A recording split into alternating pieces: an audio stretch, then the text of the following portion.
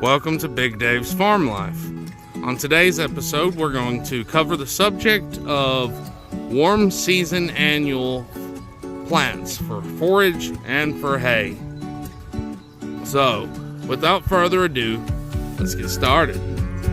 Summer annual, or in other words, warm season annual forages may or may not be a good fit for you, depending on the arsenal of equipment you have at your beck and call, and also it depends on your need for forage during the warm season. Some summer annual forages can be stockpiled for grazing during the winter, such as sargum sudangrass. You got to be careful with that one to not have problems with prussic acid. And all you have to do is wait a week or two after the first frost, and you pretty much will never have a problem with that, as long as you just give it a week or two after the first frost before eating it. Okay, so summer annual forages like sargum sudangrass and millets are becoming an increasingly common method of providing additional forage during the hot summer months, when our cool season forages hit their summer slump. These summer annuals produce a large amount of biomass over a very short time. Many species can be ready for harvest in as little as 45 to 60 days after planting. It is important to know how to manage these forages in order to maximize productivity. Fertilization is incredibly important with these plants. You will want to spread out nitrogen fertilization over the summer, ideally applying at planting and after every harvest. The goal is to avoid applying too much at one time and therefore wasting it. Too much nitrogen can lead to issues with nitrate accumulation, especially when it rains after a period of drought.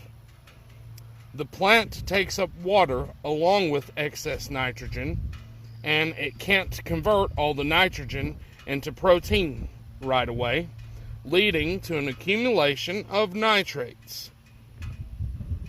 These nitrates are very toxic to livestock, particularly ruminants. The ensiling process does not reduce the nitrates, so be careful if harvesting for haylage. Wait for about a week after the rain to give the nitrates time to dissipate. It is a good practice to test these forages before feeding to livestock. The NC Department of Agriculture and Consumer Services Forage Lab tests for nitrates for free. Guys, that is a real awesome resource that I wish we had in Alabama. So, NC Department of Agriculture, my hat goes off to you guys. Thank you for providing this important test to farmers free of charge. It is important to manage the timing of the harvest on these summer annual forages to prevent them from becoming too mature, too old, and losing their quality. If grazing, use a rotational grazing strategy to keep the plants grazed uniformly throughout the summer. Just be aware that when you start your rotations, the sections at the end of the rotation schedule will have had more time to become mature. Plan your schedule accordingly. If harvesting for hay, harvest fairly early, prior to or just at the boot stage. Number of harvests depends on the forage species.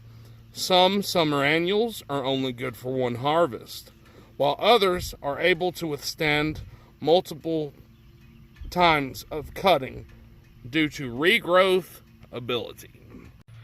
If your variety is a multi-cut variety, pay attention to residual height.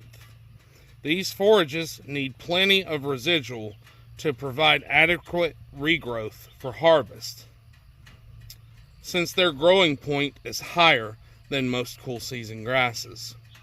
This will allow the regrowth to come from the stalk instead of just from the tillers.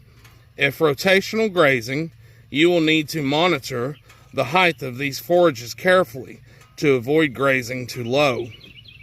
Proper residual height will depend on forage species, as well as the consideration of if it is a dwarf or non-dwarf variety. An example would be the dwarf sargums.